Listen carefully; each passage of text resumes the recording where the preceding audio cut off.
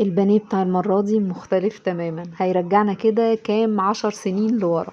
البانيه بتاع زمان بتاع ستي وجدتي اللي بيبقى تخين كده ومقبض، مش بانيه جايبينه متقطع، لا هو صدر فرخة مقطع معاه بقى. طبعا ده المحشي بتاعي اللي بيتحمر في الزبدة او السمنة، محدش يقولي وحش، ده احلى محشي تاكله في حياتك، اللي بيبقى ملسوع لسعة مع السمنة والزبدة ده، او بناكله من قعر الحلة. حبيت اوريهولكوا كده شوية عشان هو ده غدا النهاردة، ونرجع بالذكريات شوية لورا.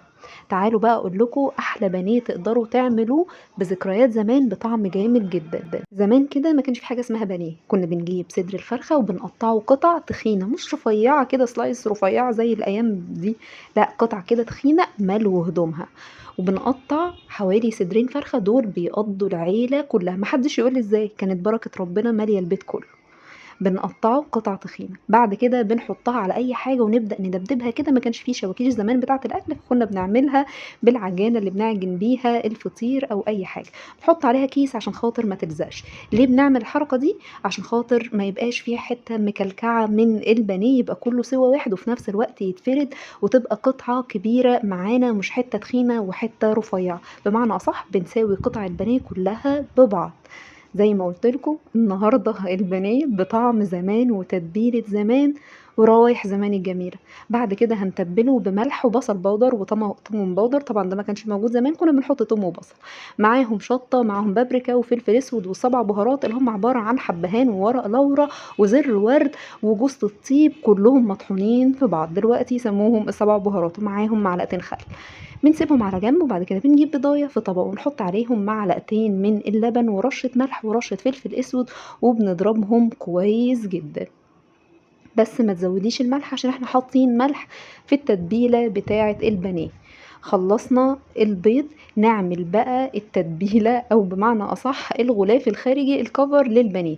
هنجيب طبق نحط فيه نشا، طبعا انا بحط كل الحاجات دي في برطمانات، وبجيب بقسماط، بحط دقيق، وهنحط كريسبي. طبعا الحاجات دي ما كانتش موجوده زمان، اللي كان موجود كنا بنحط دقيق وبنحط نشا وبنحط بقسماط عادي جدا من اللي بنجيبه من الفرن. دلوقتي البديل بتاعه كريسبي، بس انا طبعا ما اقدرش استغنى عن الدقيق والنشا ابدا.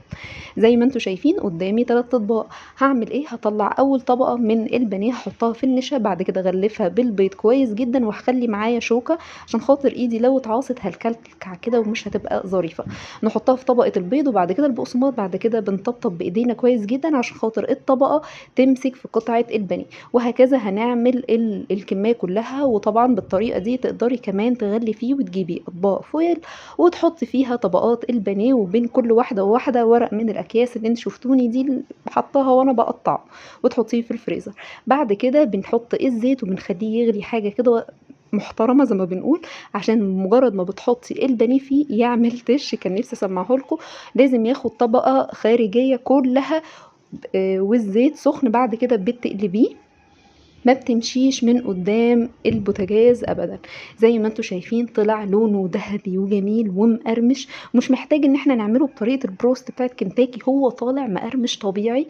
وكمان الزيت ما اتحرقش مننا ابدا. ملحوظه كده زي ما بنقول عليها ملحوظه قلبوزه، عشان خاطر الزيت يفضل معاكي حلو جدا وفي نفس الوقت يبقى سخن. ما تحطيش بانيه لسه ما استواش مع البانيه اللي استوى، تلاقي اللي استوى اتشال ولسه في واحده ما استوتش تحطي جنبيها واحده تانية، لا لازم الزيت كله يبقى ما فيهوش اي بانيه مستوي على ما استواش. لازم خلاص شلنا طبقه المستوي، نحط بقى ايه البانيه اللي لسه ما استواش اللي عايز يتحمر عشان ما يتغيرش درجه الزيت. شايفين ما شاء الله اللون ذهبي، وبألف هنا وشفا. فاروق.